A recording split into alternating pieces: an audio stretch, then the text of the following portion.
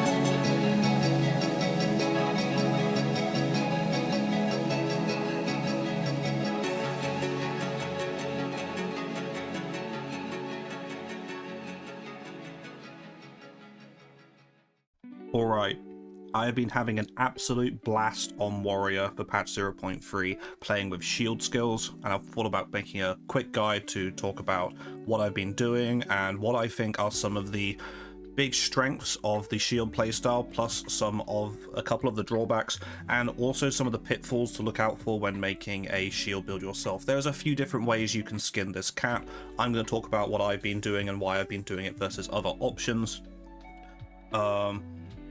Notably, this build uses two different setups, one for clear, one for single target. I think most builds, unless your clear skill also does 1 billion damage per second, you should be taking advantage in Path of Exile 2 of having 5 supports on each skill and having a skill you're using for clear. In this case, that's the combination of Resonating Shield and Fortifying Cry, and having a skill you're using for single target, which in this case is Shield Wall. And these both have different. I've seen people clearing with Shield Wall and using Shield Wall for clear because it has a very large area of effect. It's funny because they actually nerf the area effect of some skills like Earthquake, but they buff the area effect of Shield Wall. So it could be attractive to look at that as a fast hitting, drop walls down, blow them up. I see a lot of people doing that on Warbringer. It looks fast, it looks effective. The problem there is, though, your single target starts to suffer, and the potential of your boss deleting starts to suffer because Shield Wall is your best option for single target. They've gutted the damage on the collision from Shield Charge and Fortifying Cry from Resonating Shield. It's a good steady damaging skill and I can chunk through rares with it, but it's not what I want to be using versus bosses. So unless I'm using some kind of one-handed base skill somehow to deal more damage than I would be with Shield Wall, I'm stuck using a clearing setup for my single target. I think it's a lot better using Resonating Shield with Fortifying Cry for clear and using Shield Wall just as a single target ability, either to nuke down tanky rares, rogue exiles, packs of abyssal rares, or when you're going into those pinnacle bosses, and as we saw in the clips earlier, just absolutely nuking them when you get the full combo going. Speaking of Warbringer, some people might be surprised to see that this is a Smith of Kitava build and not a Warbringer build. I think Warbringer is bait. It is ungodly levels of bait. Let me talk about why quickly.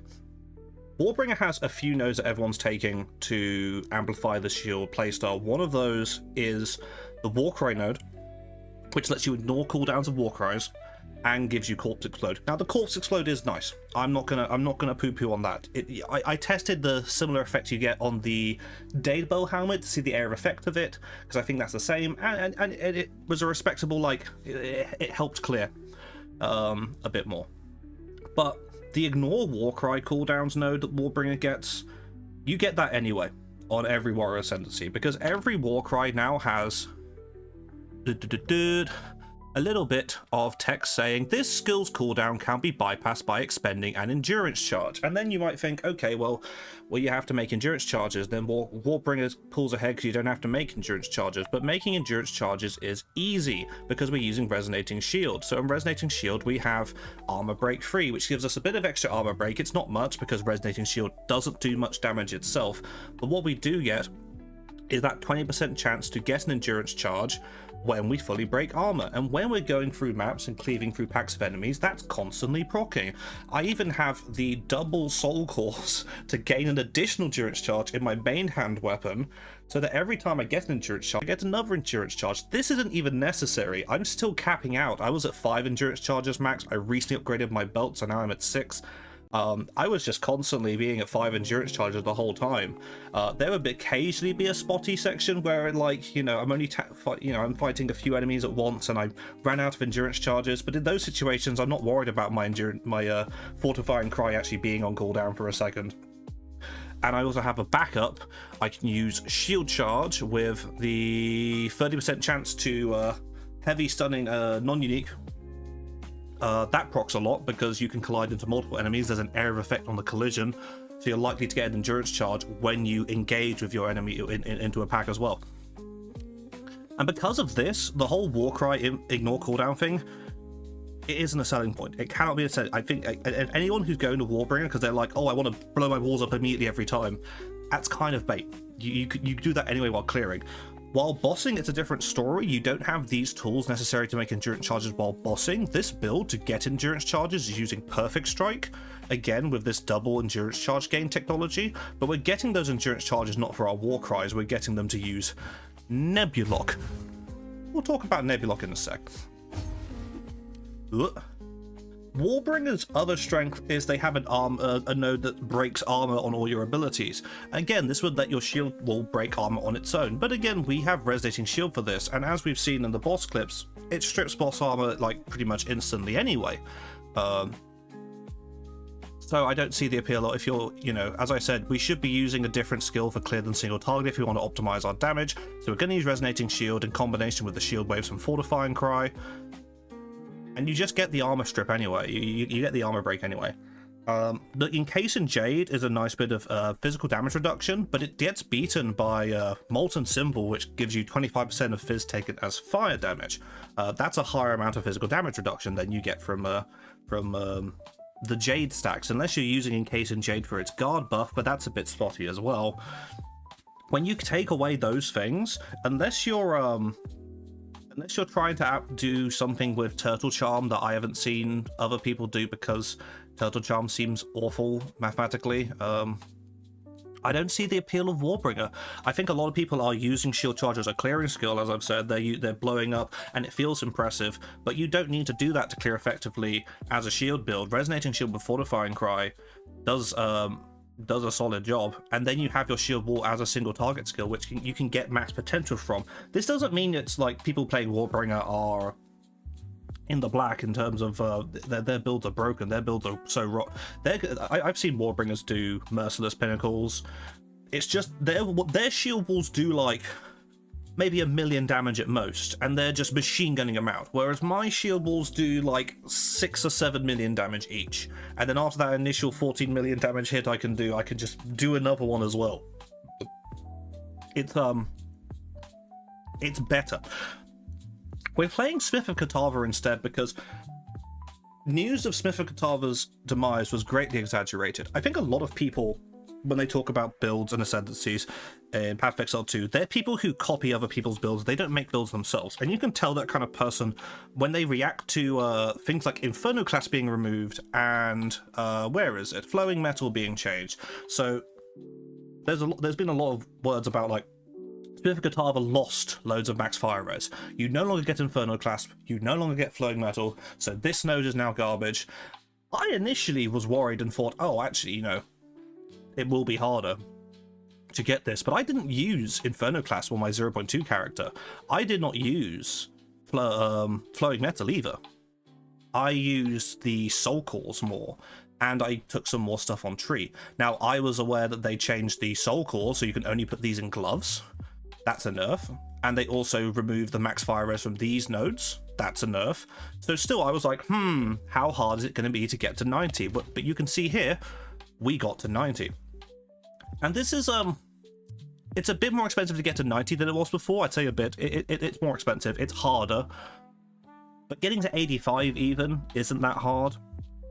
And it's a much, much better elemental damage protection than anything. Aside from, like, a Titan hyper-stacking armor and then using armor applies to elemental damage can get potentially... I mean, it's not even better because damage reduction caps at 90% anyway. This is the funny thing. Damage reduction caps at 90%. I mean, they might have res as well, so technically. But you can't... If you were just using... If you're doing Veil of the Night memes or something, you're using armor applies to elemental damage, you're only getting as much as 90% reduction anyway. I just get this across the board. You might be wondering, well, how do we get this then? 2% on gloves, 3% on a belt. The endurance charge plus there is crazy good, and I randomly found this on trade and I was so happy. Look out for something like this if you can find it, otherwise just get the max fire rate. The endurance charge isn't that important. That's 5% just there. Our shield, which is locked on swap, so our shield is on both sets. Our shield has 2%. The max lightning doesn't matter, it just came with it for free. And then the rest is basically jewels. Against the darkness, providing plus 1% on each notable hitting Unforgiving, Unbending, Vigilance, and Aftershocks. Some of these nodes themselves, like Aftershocks, I don't really want to take this node or this node. I mean, this is fine. I wouldn't want to take all these passives otherwise, but it becomes worth it when you have the max fire res to take basically everything around here. It's a shame it doesn't quite reach down to, like, say, Nimble Strength. I would take that happily. But you get block here, you get your life and stun threshold. This also has flat life on it, which is great. It's just great duel and great place for a great duel. And I also have Heart of the World. This was a new unique, and this gives 2% max fire effectively because one of them is plus all, so it's basically 2% to all. Crazy that it can roll both of those mods, and I've also got some instant leech there and a little bit of damage taken from mana, which technically that's like 3%. Like, it's not so much that I'm going to run out of my mana, so at that level that's kind of like 3% less damage taken if you think about it that way. I've got mana leech and stuff on a ring, so it's not like I'm ever going to run out of mana. So yeah, Heart of the World giving another 2 there. This is giving 4. I got 1 here. I got 1 here. Overall we get to 90%. Without stretching our budget that much. Can you see that's 3? This is 5,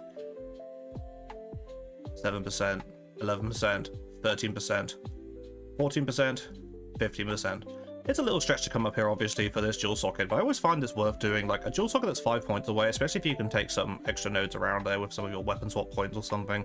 There are other nodes here that would be valuable I could take if I didn't care about other things. We'll go over the tree in more detail later, but I'm just talking about Ascendancy here.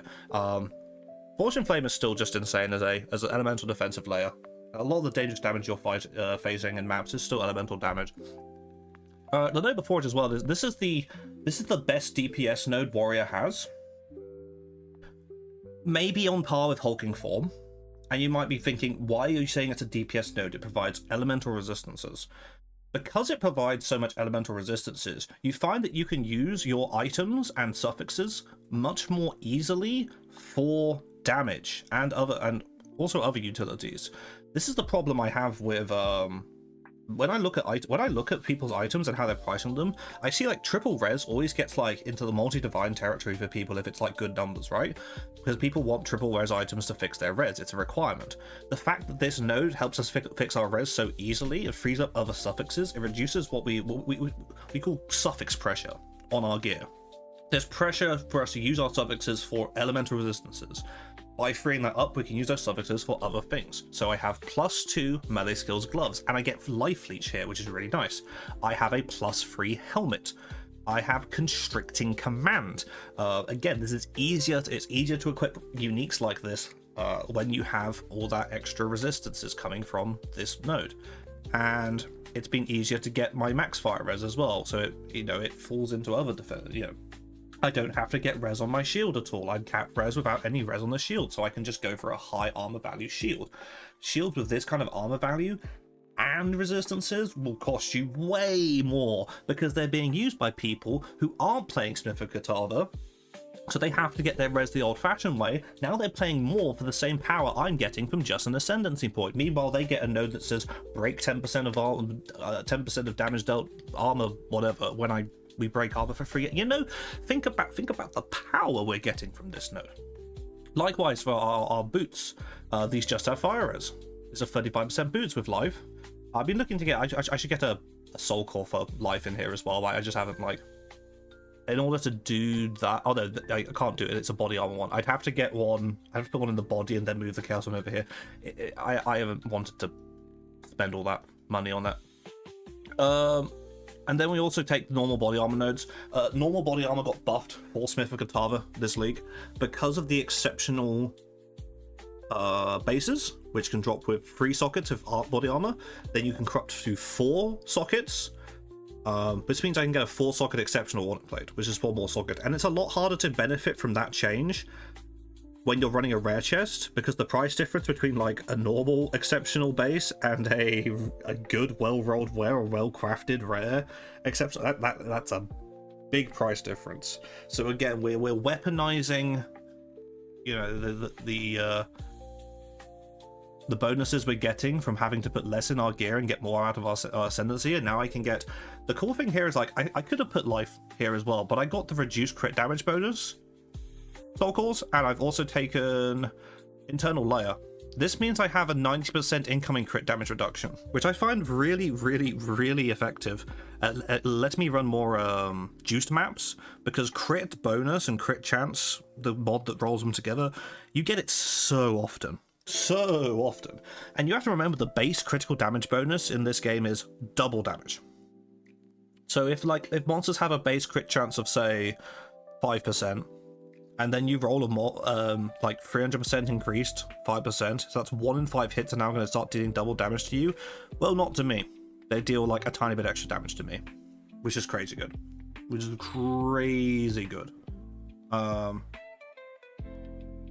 You'll see here as well. Let me just swap back.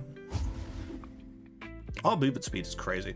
So I'm getting distracted by the big movement speed number. What we were talking about Smith. Yeah, we take the Fizz Station as fire. This is the best low investment. This is not a build that stacks much armor. You can play this archetype on Titan and stack a lot of armor. Definitely good. Definitely a good direction. No notes. I prefer this as a low investment option, especially because I want to run Constricting Command, which doesn't have much armor on it. Although that does enable us to take these surround nodes that do boost armor better, which is worth noting. What I also love about Smith of Kitava, something I took while leveling immediately, was the increased stun threshold. This just massively improves our ability to keep resonating shield up. My stun threshold nodes are basically just this and this, which also gets scaled by Berserk because it's a rage grants an effect thing, so that that's basically like 3% increased stun threshold. So this one node basically gives us like another 100 and something, 20 something, almost 150, yeah, 140, a lot. It gives us a lot of increased stun threshold on top of this. And then also I'm taking increased life because of course I am, because I don't have life on my chest otherwise. So that's why I think Smith of Kitava is still one of the best options for ascendancies, because you are solving so many of your defensive challenges you get making a build, needing to get your res, needing to find extra mitigation versus damage, you know, via this, and then also getting our stun threshold, being almost crit immune just because of these things. It all fits together so easily and so nicely. It may not have the exciting scaling potential of like hulking form on Titan, where you can boost your small passives, but one of the best uses for hulking form before was getting massively increased area of effect, and they've really nerfed area of effect, which really guts the appeal of Titan for me. When I think Titan, I think stream-wide leap slam kind of stuff. I'm, you know. But yeah, that's why we're playing Kitava, and that's especially why we're not playing Warbringer. I think Warbringer is like just objectively a bad angle for shield skills. I think it's a good totem angle. The totem nodes are good, especially now that they've bug fixed the spirits one. But not for shield skills. I would go Smith or Titan, but this build I'm playing Smith for all these bonuses. What do our skills? Talking too much about ascendancy. Why skills and what skills? Our clearing combo is quite simply, we have resonating shield here. Resonating shield is a area of effect attack. Everything around us will get hit. Barely does any damage. I think people, when they try to get into shield skills, will use this one first, and then it barely does any damage, and then they're like, wow, this sucks. This playstyle sucks. I'm going to stop doing this playstyle. I'm going to play Big Bonk Titan instead or something. This is not a damaging skill. This is a way to trigger damaging skills. It's interesting to note that this skill cannot be empowered by war cries. However, Fortifying Cry does not empower attacks itself. It's very confusing, actually, and it took me a while to wrap my head around this. Fortifying Cry, I can't get stacks for it here. After use would give like a number here, and then when I use my Resonating Shield, it will deplete that number there, and that's not because Resonating Shield is getting empowered, it's because Resonating Shield is just the trigger for Fortifying Cry and the empowered attack it delivers, which is called Shield Wave. And you see this Shield Wave, you know, with like plus 10 melee skill levels, which again is a lot easier to get because we're Smith and Kitava, we don't have to get as much res on our gear. We've got plus 5 weapon and plus 5 here. Fortifying Cry's shield waves, they do a lot of damage, and they have a good 3 meter radius. And this is what makes it so satisfying to just like, it's like a Roomba kind of build where you're just like vacuuming up all the mobs as you go around. And the area effect isn't the area effect isn't massive. The reach of the build, it doesn't blow up the screen, but that's okay. I don't feel like blowing up the screen is as effective even anymore because accuracy fall off is a thing. We no longer have easy access to Resolute Technique because it doesn't give you basically infinite accuracy anymore, and it doubles your accuracy, and that could be enough. That could very well be enough for you to hit enemies off screen with your slams a lot of the time. But I prefer just the close. It reminds me of the Path of Exile 1 strike build kind of playstyle where you jump onto the mobs and then you just blow up the pack around you and you jump from pack to pack like that. 3 meter radius is more than enough for that. Linked on Resonating Shield, we have Bleed here. Bleed is here primarily for this. This is not an essential thing. This is just a damage rider for Fortifying Cry. So, Resonating Shield triggers the Bleed. Fortifying Cry can do more damage because the enemy is bleeding. Good combo. Rage on hit with attack speed, so it's going to hit faster. See how fast this shit hits? It'll hit slightly slower when we're at max rage, but that's fine, and it gives 5 max rage on hit. Notably as well, you can do this even faster if you animation cancel. I don't do that while mapping much though, like, you know, if you can get in the derivative on it, sometimes it can be effective, especially if you need to chunk down a rare quickly and you don't want to use your shield wall. Notably for this, when you're using Resonating Shield, your shield is raised. You will block all incoming blockable hits. This is the big thing that got buffed for shield builds more than anything else, because they made it so that area of effect attacks can be blocked when you are active blocking as well as from passive block. So passive block, a lot of people feel like it got nerfed quite a bit, because even though you can block area of effects now, a lot of those you would kind of dodge anyway. They'd have some kind of telegraphing. A lot of the time you're just taking strikes and projectile hits while blocking, and you used to block 75% of them, now you only block 50. That is 100% more strikes and projectiles hits taken. So passive block did get nerfed. That's one of the reasons why on this build I am not actually capped for block, because I haven't found it that important, because I am active blocking most of the time, and with that giant stun threshold I almost never get heavy stunned, aside from in very, very, very dangerous like juiced maps.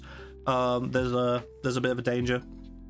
You could get heavy stun during like juicy delirious breaches, or during content like Simulacrum. I haven't been able to do Merciless Simulacrum yet because it's basically broken in terms of difficulty compared to all the other pinnacle content. I think GG have no idea what they're doing with Simulacrum, and it frustrates me to do it, so I'm not going to keep bashing my head against it. Anyway, active blocking while using Resonating Shield is you block all incoming damage aside from red flash boss attacks. As long as you can keep that shield raised and you manage your stun threshold, which isn't that hard to manage in most content, you'll just not take any damage. At least from the front. I think you can take the damage from behind, but then your passive block will apply to that as well. And most of the time it is just like you're moving into the pack of enemies, so you shouldn't be like swarmed from all angles in most content. We also have Area of Effect here. Resonating Shield is a great candidate for this less damage stuff because we don't care about the damage it's doing, it's just for armor break. So we get the best Area of Effect we can. We get that break endurance, not break endurance, armor break endurance charge support we mentioned earlier. Then we also have rapid attacks comboing with this. These aren't in order of importance. I would if you're just using this on a free link, I would have this and this and this, then get the Area of Effect later, and then get the bleed to tie into. The bleed is probably the least important thing. This is just boosting damage for Fortifying Cry. I'd say the attack speed is more important to get shield waves off faster. Moving on to talk about Fortifying Cry. We have the standard, we want Tireless on pretty much every Warcry. It's a bit of a funny support gem because I don't see it as any situation where you would not run this. So it's one of those kind of supports. And then a lot of this stuff is then just damage or area for Shield Wave itself. So this, we get no penalty on the attack speed here because it's Resonating Shield attack speed that's triggering Fortifying Cry. So this is free 35% more fizz. This is 30% more attack damage to enemies right on top of us, which is really this is really nice for killing the things that are right at our door. Though the bonus does scale down to things on the edge of the impact. And Magnify Effect 1 rather than 2 here, because we don't want to lose a bit of damage. We want to keep that damage, so this is enough Area of Effect. And then Bleed 4, as mentioned before. So just a lot of damaging supports on our clearing skill here. I would love to get an extra Area of Effect support potentially instead, but you can't like combo them. You used to be able to do funny stuff with like Reach and Magnified Effect in 0.2, but that was when you didn't have to care about accuracy. We do care about accuracy on this build because we are critting for our shield wall because we are using Nebulock. But the combo while we're wrapping around is we shield charge. Where is shield charge? Shield charge just has it has that endurance charge on stun. It also has attack speed. I haven't put the decreased damage one on here because I do want the have more stun.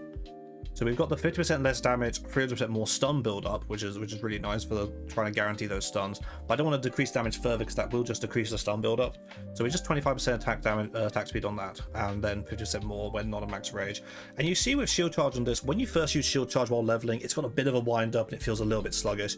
But with this build, it barely has any wind up whatsoever. It's almost instantaneous. You just go back and forth like that. Now, for the single target, also for clear, sorry, I should mention on, we have Herald of Ash. I'm going to RA anyone who was, I think some people, people who've been following my profile on PoE Ninja and have seen me drop this. I was testing for a while to see if I could do without Herald of Ash because I wanted to use Berserk. Eventually, I didn't drop Berserk to put it back in. I dropped Magma Barrier. Magma Barrier is really good early on for juicing your survivability when you're not raising your shield, but it does basically nothing while you have your shield raised, which is most of the time while I'm mapping. I don't really need the block chance. I'm already at 48% without it due to the everything else in my build. It's something you should probably take early, but once you're doing rage, I think Herald of Ash plus Berserk is just it's the better combo. And Herald of Ash, I didn't have proper supports on it before, so I was kind of griefing myself. Getting that Swift Affliction 2 on it, Fire Mastery does a little bit, and then getting that magnified area and skill effect duration just makes those ignites perform very well for you. Berserk, on the other hand, here has our we don't care about amplifying the effect of this with its supports because nothing really can. So we have Vitality 1, give us a bit of regen to help with that degen we get from this. We counteract the entire degen from that, but it doesn't leave us with too much regen in the end. but we don't take any degen from Berserk basically. And then precision. I put precision 2 in here just because I do want to make sure I'm pretty much always hitting stuff when I'm hitting stuff. You can do without. I think the main reason for this as well is I'm taking the surrounding node that gives us big, where is it? This one, big attack damage but reduced accuracy. Well, and this is at all times because we have the funny hat. So this was just to make sure that my shield wall still hits stuff at a bit of a distance while clearing as well when I'm swapping into it while clearing.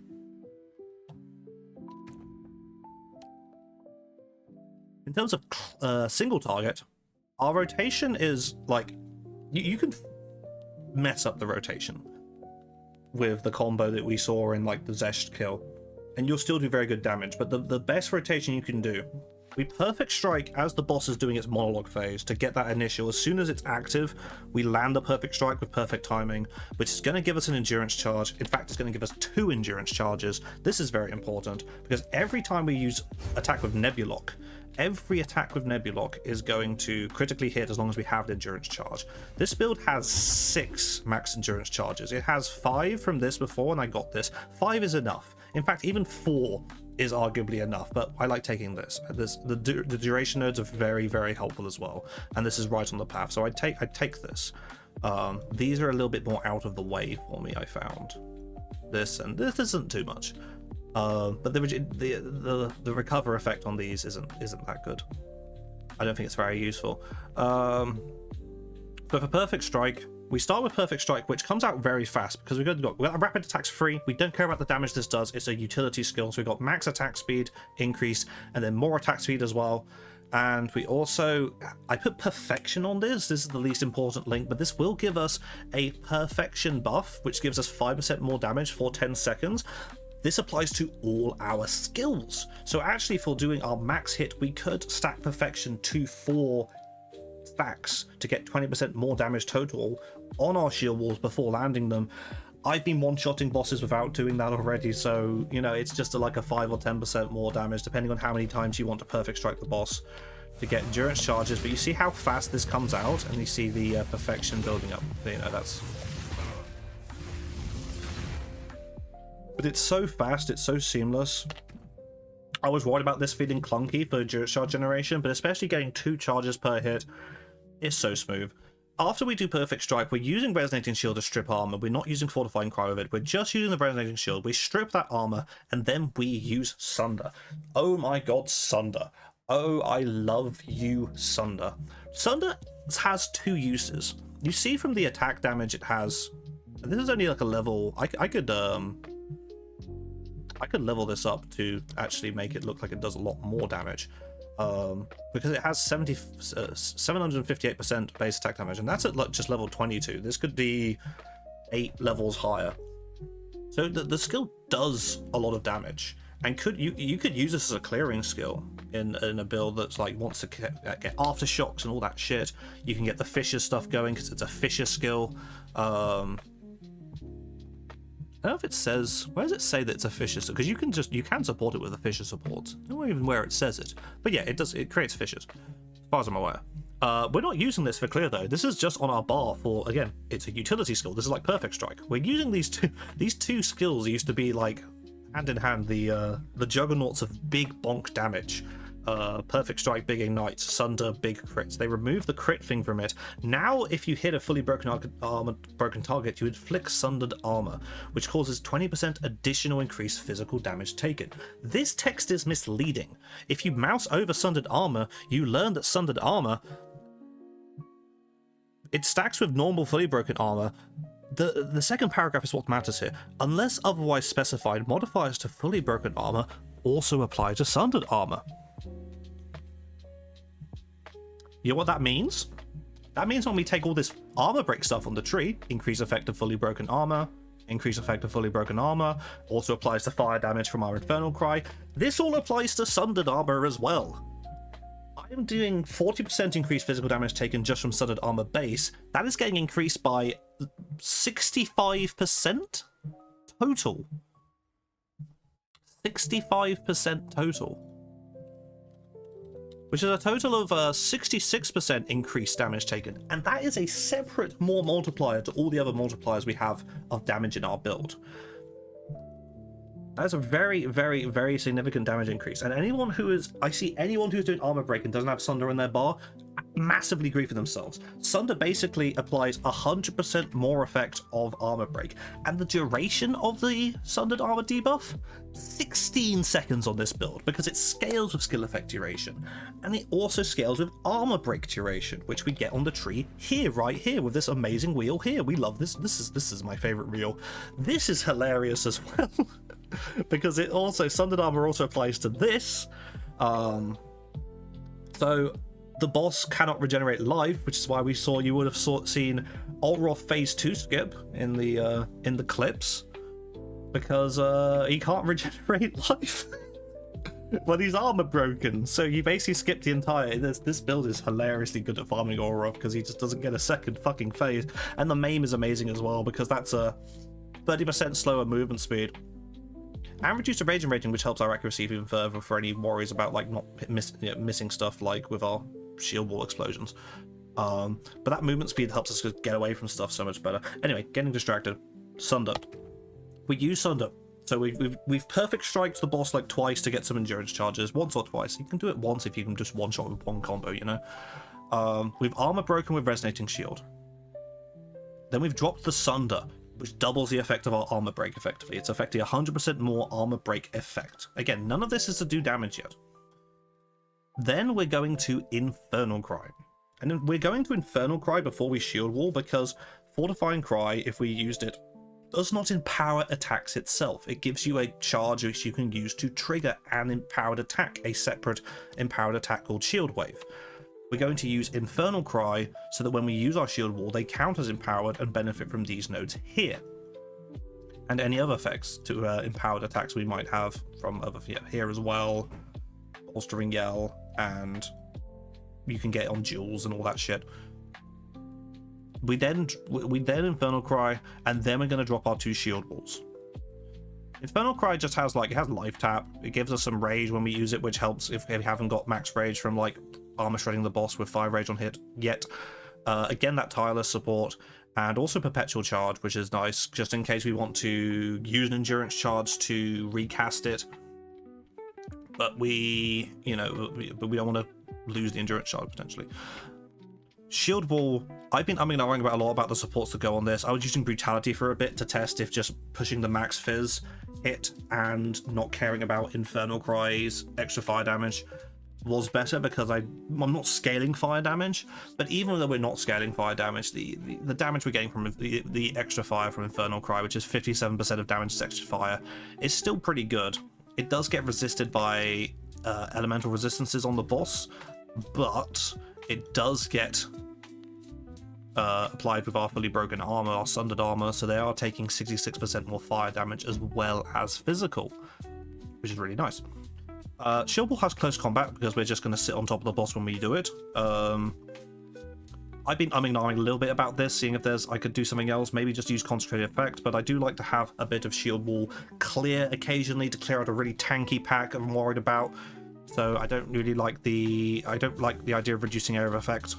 I'd rather just have close combat.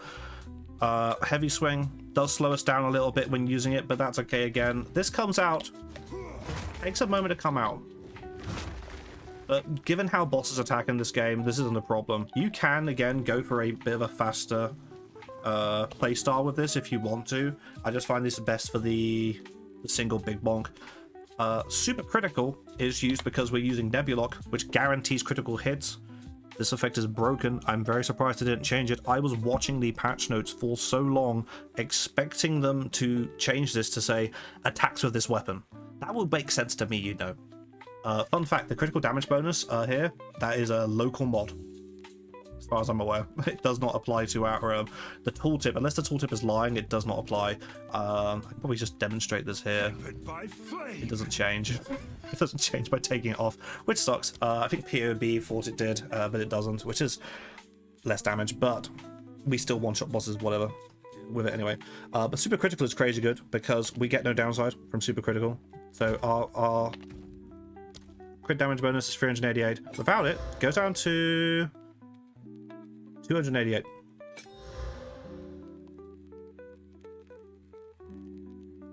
Yeah, 100%. But there's no downside because we are always critting. Ignore this offhand crit chance. Ignore that. We are always critting when we use Shield Wall. Big fizz damage booster. Add to Louis' Bloodletting. I'm not sure how much this is right now. I think I only bought it for like a divine quite early on. This might be. I think this might have gone up in price. I mean, we can quickly check. I can quickly go over here and check this now. Have an order. Bloodletting. Okay, so this is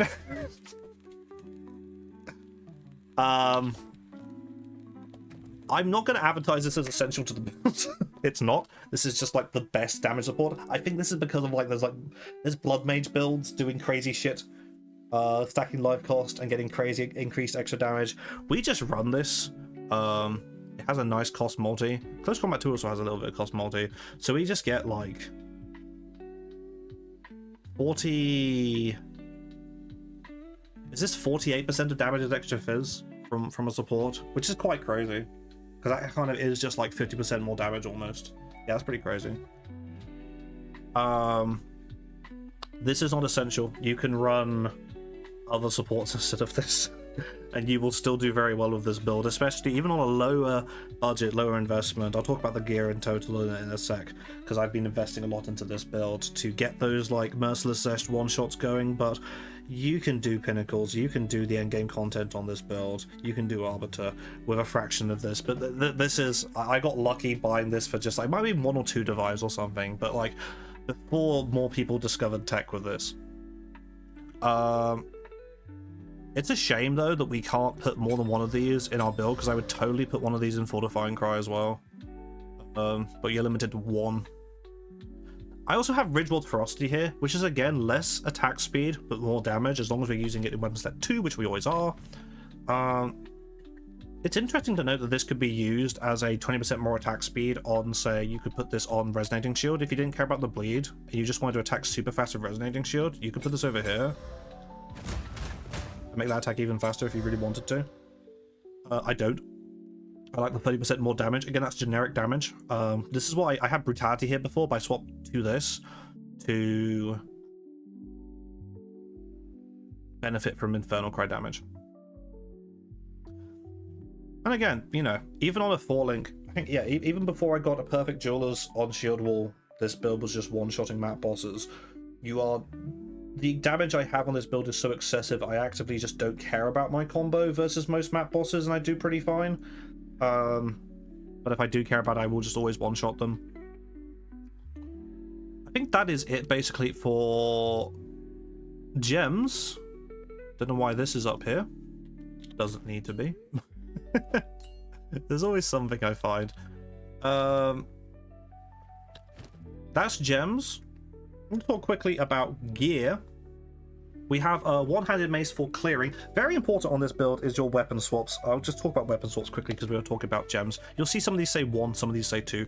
Weapon swap points and weapon swap gearing and allocation of skills will be what takes a bad warrior build from a good one. It will also be what takes a good warrior build to a great one. And this is essential for this build because Nebulock, we want to use Nebulock to juice Shield Wall. Pretty much nothing else. The only other thing it's on is Infernal Cry, because there's a weird interaction where I don't even know if it's 100% of the time, but I've noticed it. If you war cry with one weapon out and then swap to another weapon to attack, it won't always carry over the stacks of that war cry into that attack, and you won't be able to consume them until you switch back, which is really weird. So I make sure Infernal Cry is done with the Nebulock out as well, which is fine because it's not an attack, so it can't consume endurance charges to crit. It does not, you know, it's not an attack. Everything else is a weapon 1 though. So weapon 1 is our clearing weapon. So this is +5 all melee skills, gives us some life per enemy killed, which is really nice alongside this. You know, that's 100 life per enemy killed total, or over that. Stun duration doesn't really matter. There's a nice guaranteed, I think guaranteed you can get this mod here for increased damage against enemies with fully broken armor. It is a bit expensive to get this +5 two-socketed, unless you can somehow craft it off a exceptional base that you find. It might not be too hard. You could just chaos spam an exceptional base, you'd have to annul it down first. It might not be too hard to get that +5 on just like an uncorrupted 2-socket. I was just buying them like uncorrupted with 1 socket and then corrupting. I was just buying +5 maces with an open, what is it, open prefix for this mod. Slabbed this mod. It took me a few tries. Before doing this, I had my 2 Nebulock sockets. Had these soul cores. These are cheap as fuck, by the way. They were actually at the start of the league. I overpaid for them earlier on, but they're so cheap. I had this at first. Before it was increased attack damage against rare or unique enemies, I had the soul cores here, and I was perfect striking with this weapon. I had to put inhibitor on perfect strike so it wouldn't consume the charges itself. It was a bit more fit. It worked. I did loads and loads of stuff like that until I got this. So this isn't essential. You don't have to get the 2 sockets on this weapon. You can just run it with 1 socket. You can put skill speed in there or whatever. It's a lot more easy to 2-socket a Nebulock because you just buy Nebulocks and they're common as fuck as far as I'm aware. Just keep buying Nebulocks and then corrupting them until it gets 2 sockets. You don't really care about any of the other stats on here aside from the 1 unscalable. The only thing we care about on here is this, and it's unscalable. That's how crazy this is as a weapon. I should note as well, the take 100 chaos damage per second really doesn't matter. It's very easy. One of the other reasons why it's really nice to play Smith on this build, so much easier to get that capped chaos res, even with loads of soul cores providing. I got 1 here. I actually only have, yeah, I got 2 here, 1 here, so almost half of it is from soul cores. But I got a mod here and I got a mod here. It's so much easier to get these mods on when you don't have to worry about your res as much, even though these do provide res as well. But it's just going to be a lot easier to get your chaos res up as Smith compared to other characters that have to use more of their suffixes on elemental res. Really nice. Yeah, so no other notes of this weapon really. +5 skills. I was using +4 for ages before I remembered you can get +5 as max. With that extra little damage mod, it's not that much more damage. All sources of increased damage against or increased damage with certain kinds of attacks, they all add together. They all add together into 1 bucket. This is not 41% more damage. This is like maybe 3 or 4% more damage total having that mod, because the stacking increased damage mods has diminishing returns the more you do it in terms of opportunity cost, not in terms of the flat value that they add, but in terms of opportunity cost. If I could get 41% more damage on my weapon, I would, but you know, we get this because it's the best thing we can get. I'm going to move away from this guy. Shield, centerpiece of the build. This is our weapon, quote unquote. No life on this. This isn't actually the best base. I can upgrade off this, but this is tier 1 increased armor, tier 1 flat armor with a bit of extra increased as well. This armor value can go up, but this I bought this for a few divines and I was very happy with it. Got that addition. Oh no, this was 7 divines. This was expensive. It was because it has the additional physical damage reduction. Very valuable modifier. We love additional physical damage reduction. I think if you're looking for shields, again, this is again, it's so nice playing Smith. I don't have to worry about getting res on here. I don't have to think, oh no, my res isn't capped if I don't get res on my shield. No, I just get that max fire. I get additional physical damage reduction on here. Absolutely perfect. I mean, you could run a lower armor shield with a big chunk of life on it as well. If this hybrid mod was life instead, could be pretty cool. I don't want to do that though. I'm fine as it is. And all our shield skills scale off that flat armor value. They scale a bit differently. Some of them it's like 6 to 8 damage per 15 armor. Some of it, you know. But we just want as much armor on there as possible. We've got that quality. We've got that rune socket. Again, very deeper into the end game, I might be looking at getting an exceptional base to get an additional socket kind of thing going. Trying to see if I can craft a Giga Armor shield when I have lots more money. Myself is one of my thoughts and goals. There's another. This max lightning res doesn't do anything either. I could attempt to desecrate this and there'd be a 1 in 3 chance to hit something I'd be happy to remove. Like this. I can upgrade this hybrid armor. Or this change this max lightning. But otherwise, really good shield. You can clear all endgame content with a shield for under a divine very comfortably. And if you're leveling with shield skills, just keep going the trade market and buy the highest level, highest armor value shield that isn't breaking your bank. People are going to sell those things for an exalt or 2. It's going to be easy to upgrade. Don't you know. Check the vendor as well. Between these two is the other centerpiece of the build. I'm sure if you've watched Hamster made a video about this. I made a post about this on the PathXL2 build subreddit where the top comment was just, someone's watched Perseron's video. I actually hadn't. I don't watch every content creator's videos. I just had someone DM me about this, and I was like, oh, I gotta tell everyone about this. But hey ho, Perseron did make a video about it. This cap being insane. I'm sure other people have talked about it. A lot of people are using it. Why is this helmet so insane? It's the new Deepest Tower. Deepest Tower had the effect of giving you a lot more benefits that you could only use versus things that were on low life, and made things count as on low life around you. This does similarly by just making you counter surrounded all the time. This mod rolls between 5 and 2. If it rolls as 4, your surrounded bonuses will be in effect when you are fighting a boss. If it rolls 5, they're just always in effect. This is very, very, very powerful when combined with these passives here, which are right around this movement speed cluster, which is absolutely insane, and every warrior should be taking. So it's more than worth coming over here. It's not like a trek to get all the way over here. There's even some other things around here. There's more movement speed over here and stuff like that. There's a dual socket as well. It's more than worth making the journey. The bonuses we get, these passives are basically super passives. They're amplified effect versus normal notables and normal small things. 2.5% max life regen, that's almost as much as I can get from my ascendancy. It's one of the reasons why I took off that note from my ascendancy, because I felt I was getting enough regen as it was, and I wasn't. You can scale regen as well. You're over here. I could take this and scale regen. I just haven't, because I find my life on kill is more than enough, and I don't feel like I need the regen versus bosses that much yet. 20% increased attack speed. We don't care about this node because it just increases the area effect of, this isn't increased area effect, it's the area effect of the surrounded radius that, you know, checks for enemies. We don't need that, so we skip it. But these small passives are great. This one isn't. Armor. This is 25% increased attack damage per thing. That's almost as much. This small passive gives you as much as one of these notables, these like unfinished notables up here for like druid and shit, you know, like up here as well. I've seen people like go up here and be like, this is where you get all the damage, look at all this damage.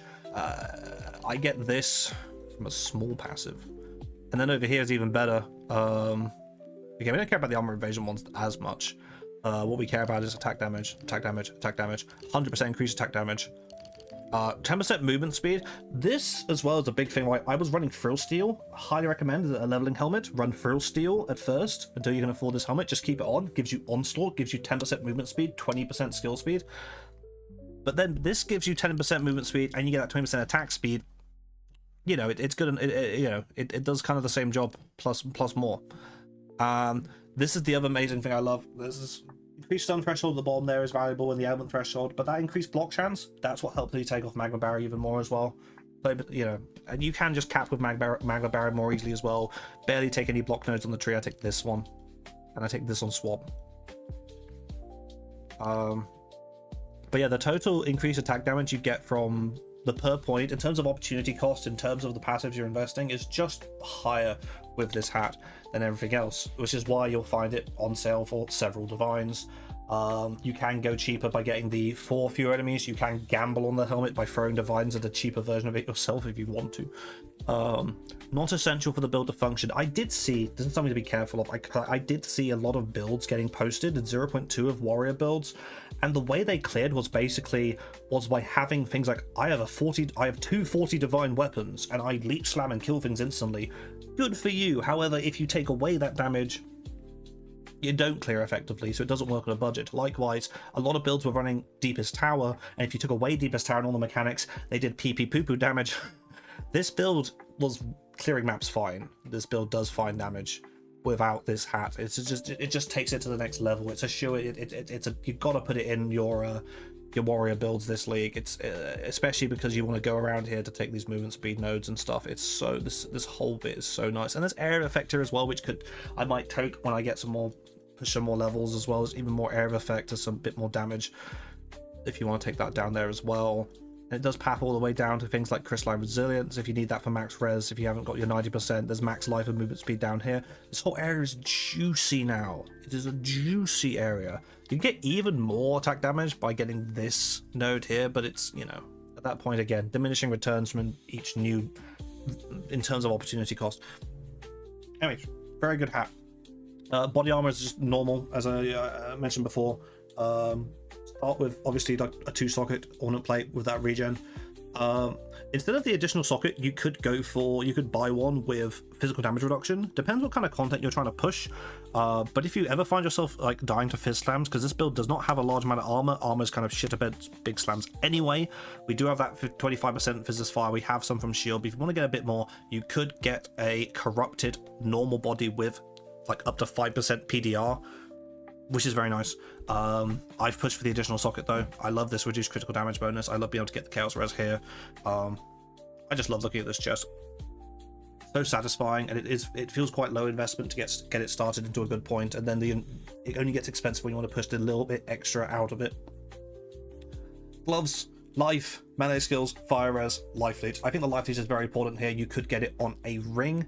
I've been wondering about moving that around potentially, but I do have my 2 socket corruption on this now, so I'm probably not going to change these gloves for a while, because getting those ideal mods and then hitting that corruption for the additional socket matters a lot when we get our max fire res from these soul cores. We cannot put them anywhere else. They only go on gloves now. Well, you could put them in a darkness enthroned, but if you want to make a really shitty version of Inferno class, go ahead. Get 100% glove. 100% glove darkness enthroned with two max fire res soul cores will give you 4% max fire res. But speaking of the belt, this is the main thing people didn't know about when they said we're removing Inferno class. We're like, oh, we've lost like 5% plus max res. You could corrupt that value up to 6. You can corrupt. People were running Inferno class with like this corruption as well, which again is like pretty OP if you can get it. But the cool thing about this is now we can get that life. We can still get some fire res on here. That +1 max endurance charge, this is going to be very rare. If you are playing this build and have some money, keep life searching for this combo. Very, very, very satisfying to get that +1 max endurance charge. I was thinking about getting one of those new grip of Kulamak rings for it if I can move some gear around, but I got it through here instead, and I'm going to stop at 6. I don't need more endurance charges for this build, but it's very, very, very good that we can get them from here. Boots, again, benefiting from being Swift Kitava, we only need fire res on these. So I've got 2 fire res mods, one with chaos at the bottom there. These are 35% movement speed. I have not felt slow with having 30, but I found a good price for 35, so I got some. Gonna change the rune in here to something else at some point when I can be bothered to spend money on that, but it's not that much of an upgrade because 40 flat life is still pretty decent when we have some good sources of increased life as well. It's not gonna be that much more going from 40 to a 3% increase, but I will do it at some point. Jewelry, nabbed this ring for, I can't remember, it was cheap for what it is. Good to get a source of rarity. I have source of rarity here and on my amulet, but this is just, again, life. We've got fire res, we've got the all res there, which is nice. Not necessarily needed, but it is nice to have some extra all res. And it's chaos res base, so it's pushing our chaos res up to that 76, so above cap. Good to get at least 1 amethyst ring in your build to get the chaos res from that. Get life here, but the rarity is really nice. I would have at least 1 ring with good rarity on it, because you want to have that. You're gimping how much you're getting from maps if you're not running some chunk of rarity somewhere. This is not a rarity stacking build. We are not going to go and be someone's carry and, you know, have 5 billion% increased rarity. This is for solo play, just for enjoying yourself and just for seeing more tinks per map. You know, get some rarity. My other ring here is Mana Leech. I would get a Mana Leech ring on this build. The #1 issue, and I probably should have said this at the start of the video, but if you're leveling this build or playing this build and you do not have Mana Leech, you're going to find issues. Everything is quite mana hungry. You're using a bunch of war cries. You know, this one costs 200 mana. I have a big pool at the moment, but you can imagine with this costing this much per second, see how quickly I can run out of mana. That has life tap as well. This has life tap at least. But like, and this is at a very high level, obviously, but even at a lower level, especially when you have a smaller mana pool, you are going to lose your mana a lot. You're going to have to keep mashing your flask. It's a bit finicky. I would just get a Mana Leech ring as soon as possible, top priority. Again, even while leveling, just go on the trade market. Don't have to use instant buyout. Just try to find someone selling one, maybe for cheap on in-person trade. Try to find one or get one from if you're leveling this build as an alt, especially, just get, you know, do some Gamba Merchant, whatever. You need that Mana Leech. The flat banner on this is not necessary, but it's quite, you know, it's never bad to have. But again, flat life, fire res, life on kill, nice mod. I like having 100 life but on kill. That's kind of like my sweet spot for recovery. Anything more than that doesn't feel like that important. Having less than that doesn't feel great to me. That's kind of just like a very vibes-based analysis of life on kill, though. It is just nice to have, though, especially with Herald of Ash, like killing things like with its ignites as you're doing stuff like periodically, so it keeps you topped up. On top of like this build has leech and overleech and some chunk of regen after rage takes it off. Finally, the amulet. I've allocated Guttural Roar on this. I can anoint critical damage bonus and stuff like this, and to push my damage even higher if I wanted to. If all I cared about was PoB worrying the DPS on this build, I could happily just anoint like the best damage possible. I've anointed this because it feels better. Having the increased Warcry speed matters because when we have Resonating Shield up, we're blocking all hits. When I Warcry briefly, I don't. We do get Guard. This grants Guard, which gives us like some temporary health. It gives us quite a lot in dense situations, like 600 extra life for a moment, for like 4 seconds, which is really good. But it does mean we drop our shield for a second to do it as well. This is why I like this node so much. We do that faster. We also debilitate enemies for 1 second, which makes things go slower again. Remember, we're already maiming stuff. We are maiming stuff when we fully armor break it, which is 30% reduced movement speed. Debilitate when we Warcry is also 20% reduced movement speed, so everything's moving at half speed around us. That lets us get out of sticky situations very easily, and also makes things deal 10% reduced damage. Only lasts a second, but that's all we need to get back to now we're back at to, and that's going to help our that helps our stun threshold and stuff as well, because stuff is going to deal less damage to us for a second while we are shield slamming. And the area of effect is also really good because it makes us count more power, so it's more easy for us to get more stacks. This gives up to 11 stacks. It gives up to 10, and then we got +1 from the tree, so we have up to 11 shield walls in dense content. You're sometimes only going to get 2 when you use it, but then you just do a couple shield waves, then do it again.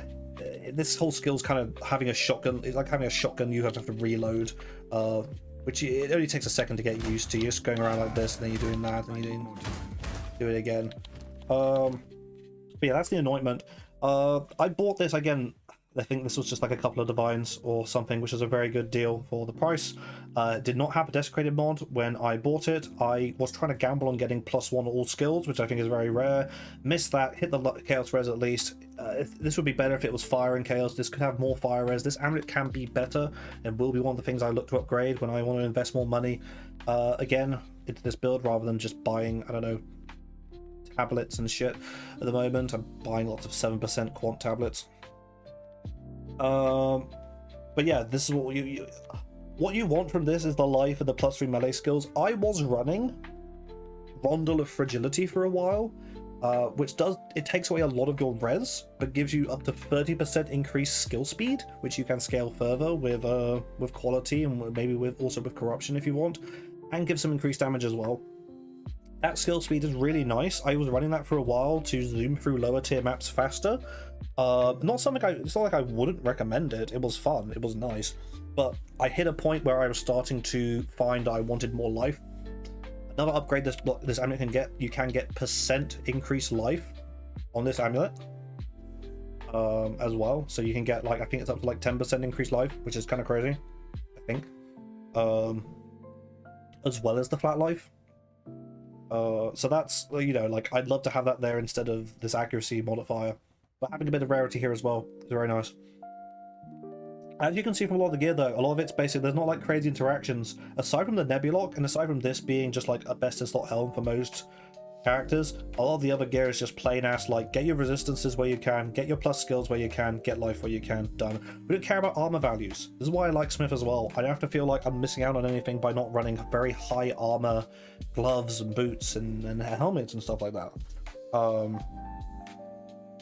Which again makes it cheaper to get those valuable suffixes boosting damage. It's a lot harder to get. It'll be hard to get these gloves with, like, you know, if I wanted the life and then tier 1 armor, tier 1% increased armor for a Titan build, then to also get the +2 melee skills, and the, you know, that's gonna get more expensive, especially for double socket corrupting that.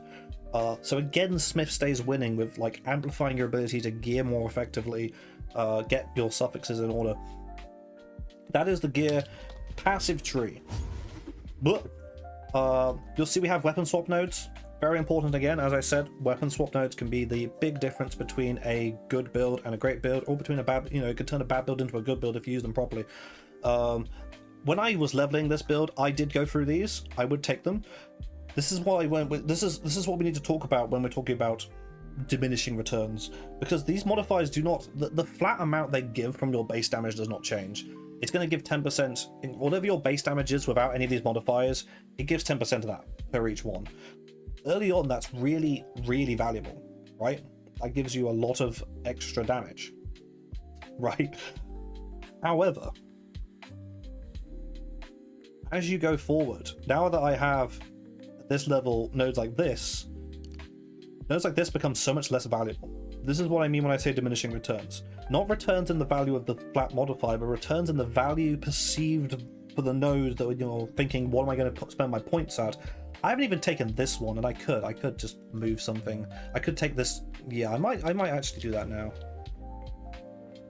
Go on. Nothing is set in stone. I'm gonna put this one. Or actually, maybe I will take off. I can also take off one of the. No, I can't do that. I'll think about that later. You know, you can take. I would still take this one probably, because it's only 2 less strength than this one. You get some increased damage and stun build up. But I would path only early through these, path through this when you're leveling. But then later on, I would take this all out, because this whole area is generally like less valuable in terms of nodes. Path of Exile 1 has this as well, where the starting nodes tend to be less juicy than the later ones. So we can get to this area of the tree faster and spend more of our points pushing for more dual sockets and all that shit. Take the skill speed here though. I actually didn't take this while I was using Model of Fragility, because again, diminishing returns in terms of value. I already have loads of skill speed, so each point of extra skill speed is less valuable, so I was putting that somewhere else. But when I went back off when I went onto this instead, I was like, okay, I've got to take Blood Rush. 12% increased skill speed, 4% per point, it's really nice. There is this as well. There's a huge amount of attack speed here I'm not taking, but I found that like what I want the attack speed for is less Resonating Shield and Fortifying Cry. I decided to want it just more for Shield Wall while I was bossing to get it out faster, because without these nodes it's a good deal slower, it doesn't feel right. So I took these rather than these. You can take attack speed down here as well though. It'd be 1 more point to get around there, unless you go around the other way, but it's worth taking these, I think. Some reduced slowing potency of debuffs is always nice as well. Definitely worth taking this attack speed if you really want to just hit faster at all times. And you see here already there's a big fork. We're using our weapon swap points the way Jonathan Rogers intended. Over here, we do take a few extra passive nodes, but it's worth travel nodes, but it's worth it to get this crit damage bonus. We're taking that with our green points, which is our Nebulock points. That's our speed number 2. We're taking that because we only care about crit damage bonus when we are using Nebulock. This is the easy thing to understand, I think, with weapon swapping with this. So if using Nebulock, green, crit damage, crit damage, crit damage. Makes sense, right? And then some reduced attack speed here. Like, this is the biggest culprit for people like complaining about Warrior unfairly. They'll take this node on their clearing setup, or they'll take it without weapon swap points. Don't reduce your attack speed for more damage when clearing. You want to be faster. Don't do that. They did buff these nodes by taking off the downside. These also give life because of the, I guess, the darkness. These used to have 1% less attack speed on each of these, if I remember correctly. So they did buff that slightly. They buffed if you are taking it just normally, but I would only take this. Increased stun build up, I guess, is nice, but I wouldn't reduce your attack speed while clearing at all. It's just not a good idea. Take these on a weapon swap. With our red nodes, however, which is with this weapon, which is when we're doing anything else, I've taken this. I'm ignoring about this. I've been take it on, take it off. I found it is necessary for juiced endgame content, but I was playing a lot without it for a while. It is going to depend on your life and stun threshold. All this means is like it takes less time for your heavy stun build up to empty, when you're not raising your shield, because as long as you're raising your shield, it's going to stay built up. It does give some passive block chance as well, but I don't even care that much about the block chance. I'm really just spending 4 points for this second line here, more than anything else. I wish you could anoint this. You can't, because they made it so these nodes here cannot be anointed, which I don't like, which is kind of annoying. I would love to not maybe anoint it, but get it on a megalomaniac or something. Unfortunately, you can't, and there's no other way to cheat your way over to it. There's no dual socket that you can use for it. So we take it with our swap points, but again, good use of swap points, because we don't care about that when we're using shield wall, because we're using shield wall to delete bosses. So by taking this with our red points, we can take more stuff with our green points. Please tell me you're following. Down here we have a bunch of stuff we take with our normal nodes. Gives us lots of life, area effects, and attack damage from these smalls. We're not using aftershocks. This is just for the 1% fire. Block nodes here, especially we're taking these for 1% fire. If I wasn't doing this for the max res, I would probably take these with normal points, and I get this all the time with the block chance all the time probably, and just put these somewhere else. But we get 8 life from each of these as well, which is really nice. And Unforgiving, they massively buffed this line here, because this effect that says it starts 1 second later used to be all the way up here. And this effect used to be along these passives here. So for a while, before I got this against the darkness... Oh shit. Before I got this against the darkness, I was just taking this one node here, and I didn't take the rest of it. I think you need to take this one passive to make Rage feel good, otherwise it falls off too quickly while mapping. But one passive is enough. I only took Unforgiving once I got the diamond and I got my my Zark the Temporal kill, which went very well.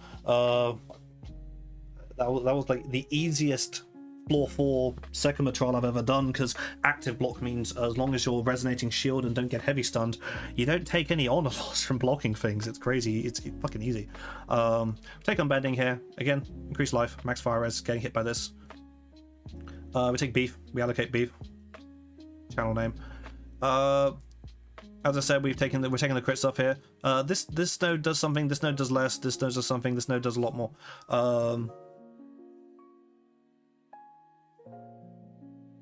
Down here is 2 clusters that are very, very, very, very important as well. This is the armor break cluster we talked about earlier. Stacks with the effect of Sunder. So you got that fully broken armor effect. You've got that cannot regenerate life and main, which is both huge, amazing nodes. These small nodes, great as well. And that duration, we take this to, you know, Sundered armor now lasts 16 seconds. It's a lot easier. I can effectively, from one instance of breaking a boss's armor and then sundering it, I can probably do about 40 to 50 million damage to it if I line up everything consistently. That's crazy. Empowered attack nodes here. You see I'm taking these with both, because I care about... Empowerment's really important, by the way. You need to take this as soon as possible if you want to swap to using Fortifying Cry when you get it, because this is going to give you an extra shield wave every time you use Fortifying Cry, which can take you from 1 shield wave per cry, which is kind of bad, to 2, which is enough to feel comfy, really. And then, you know, you get more in dense situations when you care about it. We only take these with the red nodes, because these damage with Warcry, that affects shield wave. It scales with... where is it? Modifiers to damage with Warcries affect this skill. Haha. So we take these damage nodes. This is some of the only like damage nodes we take for this side, but also that increased area of effect with Warcry skills, really nice. Because again, I'm pretty sure that should be increasing the area of effect from Shield Wave itself, because that is it is a Warcry skill. That's really nice area of effect and damage. Cacophony is like, you've got to take this if you're using Fortifying Cry. Fork in the road here. Going up, we just went up. I took this later on. I wasn't going up this part of the tree at all. I was constantly umming and ahhing whether I wanted to go blood magic, but I found my mana issues to be kind of non-existent with just a mana leech ring. If you go blood magic, you could forgo the mana leech ring, but you've got to bear in mind you are going to be spending quite a lot of mana regularly on the costs for your abilities, and it actually could get a bit rough, even with your regen, even with your leech. You got to bear in mind that it's not free. And we're using the bloodletting support anyway to make our main damage support to with life anyway. This goes life, so we're just, you know, we leech mana effectively. I was taking this for 2 points for a sec. I took it. I don't think it's necessary at all in the build. Your miners may vary though. Feel free to grab it if you feel like even mana leech isn't somehow solving your mana issues for God knows what reason. But we go up here to get a dual socket, and I get some area of effect here. Not taking these increased hit damage with hits because I only have so many of these green nodes, and I've taken them on crit damage and better damage nodes around here. Moving down here, we drive by our favorite little strength thing. When I level again, I'll probably just take this node again. We don't take this though. We're not stacking strength. Biggest thing of this build, I should probably highlight. We're deleting bosses without Giant's Blood. I am soaking in the tears of people who have been saying, how is Warrior supposed to deal damage without Giant's Blood? There is no damage on Warrior without Giant's Blood. Every Warrior is going to lose life because they nerfed Giant's Blood. They made it halve the inherent life granted by strength. So every Warrior loses life to deal damage that they were doing before, and you can't deal damage, you can't clear maps, you can't do bosses. Ha! This build does it all, and we don't give a fuck about Giant's Blood. We don't really give a fuck about strength stacking. Again, if you wanted to strength stack, play Smith of Kitava. Not only is it easier to get it on suffixes with this, but you get 20% increase from your fucking body, like Smith of Kitava. Smith of Kitava. Going down here, we take this Gucci endurance charge node. It's one of my favorite nodes around here. I've always been wanting to have an excuse to take this, and I finally have one, so that's +2 there. With our belt, 6 endurance charges, more than enough. Again, this isn't necessarily essential for the build even. You could do everything I'm doing with 3 endurance charges, it's just clunkier. The duration nodes are really nice though. Getting that 40% increased duration, really good. I would get that. Lots of fun being had over here. Fun fact about this as well, I've actually been... Let me check something quickly, because I haven't actually checked this. It doesn't hit it. Oh, it doesn't want to. See, if I wasn't using these on swap points, you could put your Against the Darkness over here. I could think about that. I could, I actually did. I just learned a thing. I haven't really played around with this jewel since I got my hat, obviously, because I wasn't taking those before I got the hat. Ooh, so you could put... See, we're both learning things now. But I have to change my weapon swap points. I will look at that.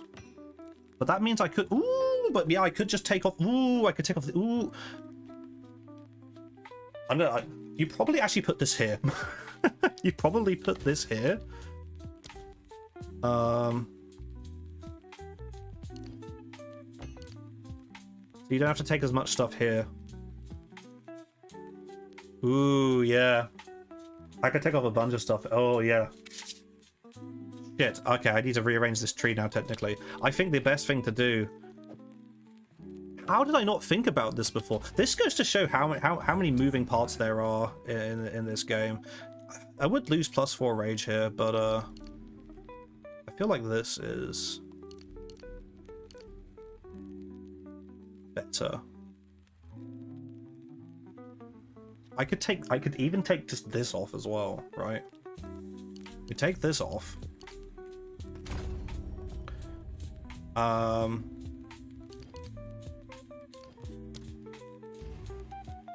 And then make these kind of nodes, which gives us 2 of each. We're back to 90%. We've got 1, 2, 3, 4, 5. Wow, how did I not think about this before? I think I lost a tiny bit of life though. You do get a bit less life, to be fair. But I freed up like 8 passive points, which I now need to... Ah, God. I'm going to completely change the tree.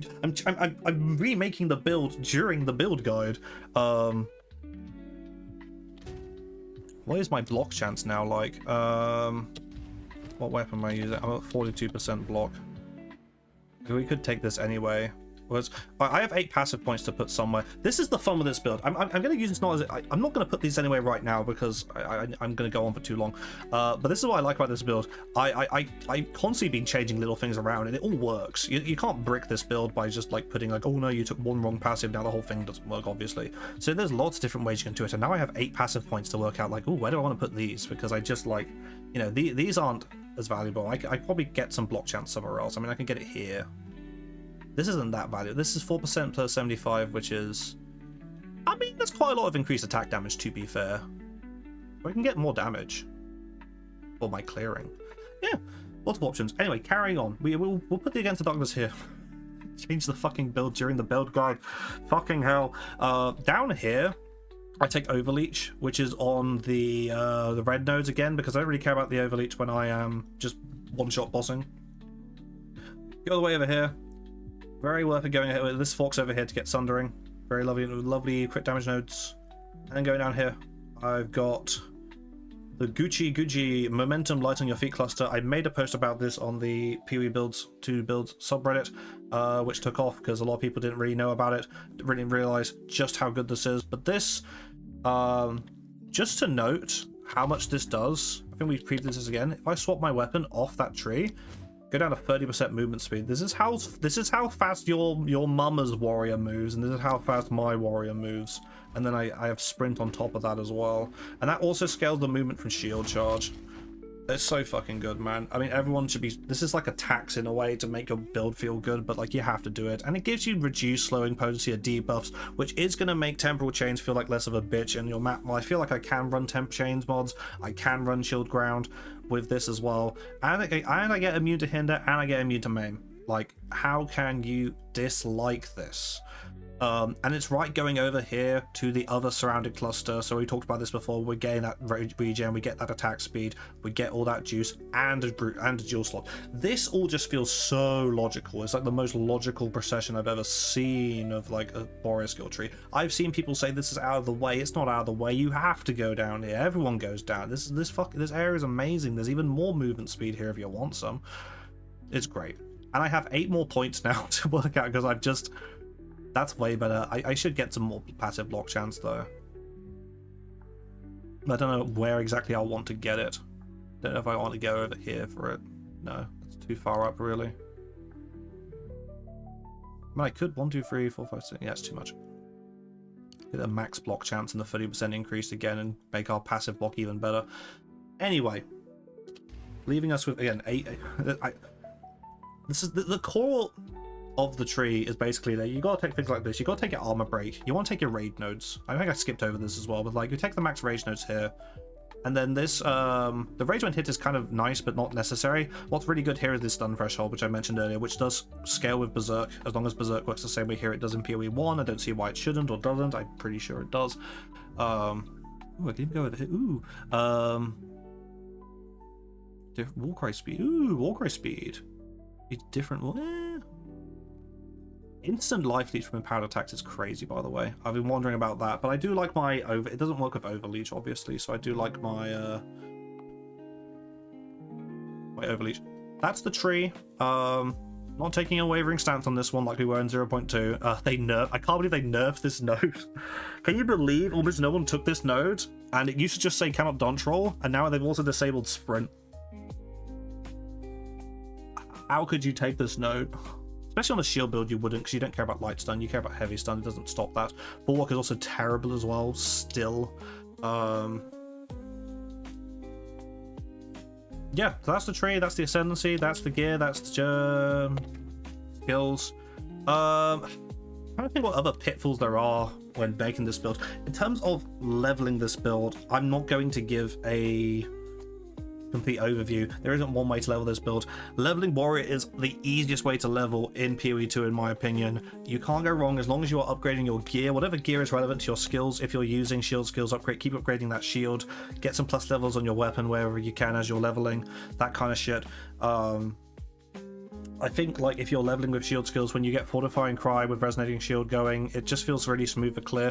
When you are leveling as well, you can use stuff like Armor Explosion. You're not seeing Armor Explosion on this build. It's shit at high levels. It doesn't do any damage. It scales based off your weapons, your weapon damage rather than your shield damage, and your weapon damage is garbage. And even if your weapon damage is good, it sucks as well. So we don't use that. I was using battershout for a while as well. You can use battershout. I wasn't using Nebulock. You can I killed tier 15 bosses with this build without Nebulock. You can swap to this a lot later if you can't get the chaos res to make it comfortable. Like, you don't even need that much chaos res because it's not a degen you're taking for long.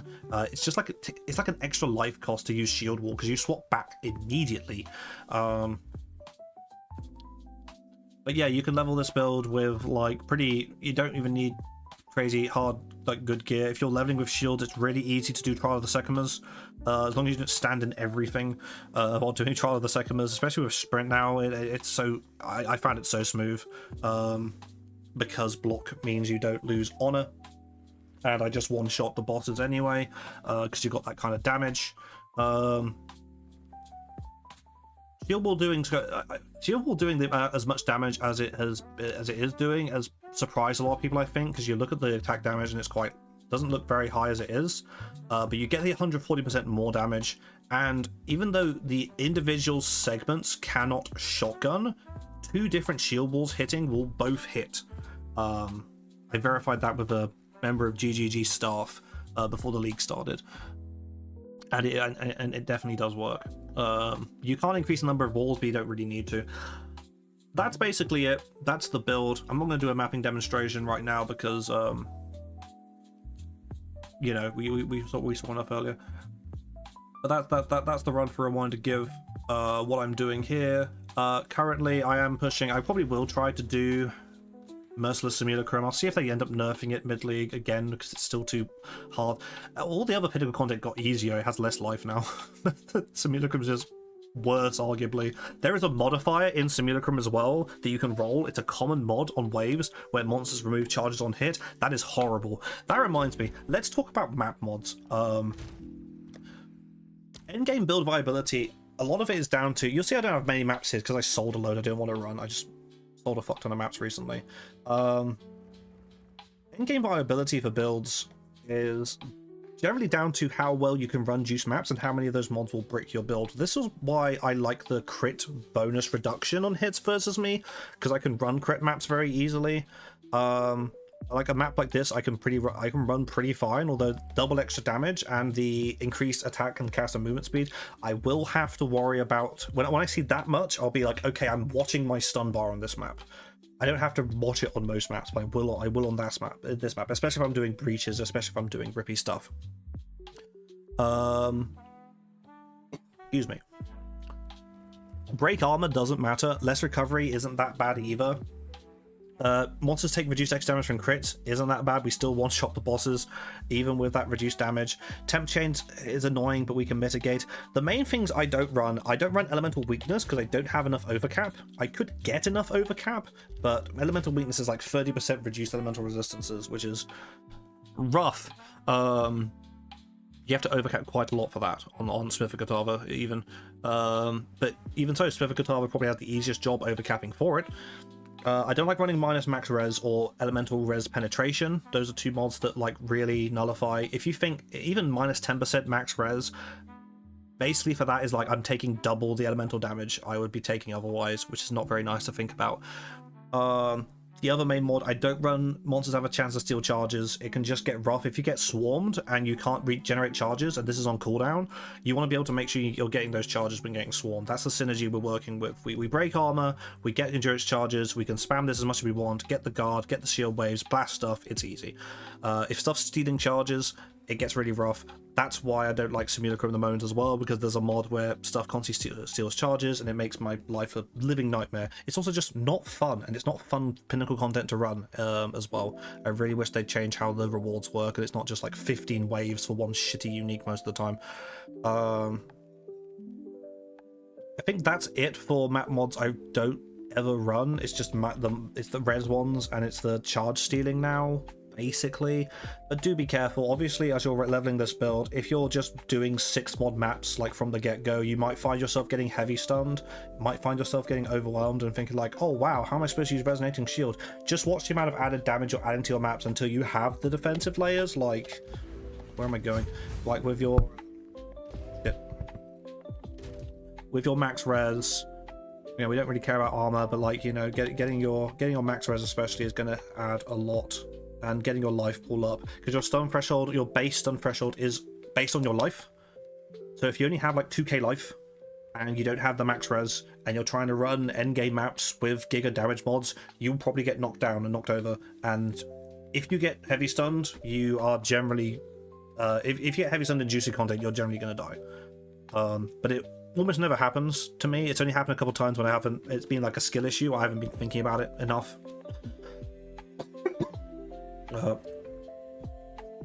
I haven't been looking enough at what I'm doing, and I've been running content that's too rippy. I also like mapping. Oh, Atlas tree. To go over this quickly, because I showed this earlier but didn't really talk about it. I'm doing shrine and box maxing just because I think they're both good for like gram for gram rewards, and they're next to each other here. I'm taking ecological shift, which give me less natural packs but more extra content, which is more shrines. It's also more rogue exiles and boxes and essences and all that shit. Stuff. I think this keystone is just fun. It's more fun. I don't care if Fubgun says it's like worse, like gram for juice farming. It's fun. Unstable energy's also got a buff. It used to be that it either made all your beneficial prefixes better, or it made all your like downsidey suffixes better, but more intense. Now every map, the prefixes and suffixes all add some benefit. So this is always beneficial, and I think everyone should be taking this as long as you can handle some increased effective mods again, because you know, that's what's gonna make your damage, like putting 2 or 3 damage mods on your map, and then you know, if you're adding that increased effect as well, that things could get rippy, and that's where you'll get clips of people saying, oh, I got 90% all res on my warrior and all these defenses and I still died, and it's like, well, look at the map you're running. Shrines are just really fun though. You get speed shrines, you get the chaos pop shrine, you get rarity shrine. We took the seeking shrine tier for rarity. This gives like 250% increased rarity or something stupid when you have it on, and it lasts for like 2 minutes. That's the other reason why shrines are so good. I'm not sure about my choices on each of these trees. I haven't really researched it, so before I start doing more juice mapping, I probably will just fill around with these. But like, as you can see, we've got all the points. And the only thing I also don't have here is I haven't done the Citadel map boss because I haven't found a single Citadel. What I'm currently enjoying here is I've got this 4-tower layout I've set up. Technically, it was almost a 5-tower layout because this hideout also works as a tower for some reason. I don't know why. I don't know how. I don't know why, but it worked. It let me put tablets in it. Is that what they do now? But I could have had some like even better layouts, like a bit further down here. But as it stands, like I've got these maps with 84% increased quant set up, which I need to like think of what maps waystones I'm going to roll in them, and again making sure you don't overjuice those things, because if you get heavy stunned you will fall over. But honestly, it rarely happens. Only if I'm goofing around and being an idiot will happen. So yeah, that's the build. That's the build, man. Absolutely best warrior build I've played yet, and I've only played a couple technically. I play 1 build per league, but this is going to be that build. There's no way I can play anything else after playing this. This does everything I want. It's so satisfying. Let me know if you're finding any other kind of success with warrior in the comments, or if you have any other ideas to how to take shield builds to the next level, unless that idea is play Warbringer, in which I'll just tell you again that that's a bad idea. Oh, also charms. I just run a slow charm and these, by the way. Charms aren't that important to me, but I like the silver charm. You could run 3 silver charms if you want to make your temp chains mapping experience really smooth, but I like the rarity ones as well. I might end up trying to get one of those like possessed by the thingy for there's a unique one of these that's really cool. Very expensive though. But yeah, anyway, hope I have no idea what else I'm going to say here.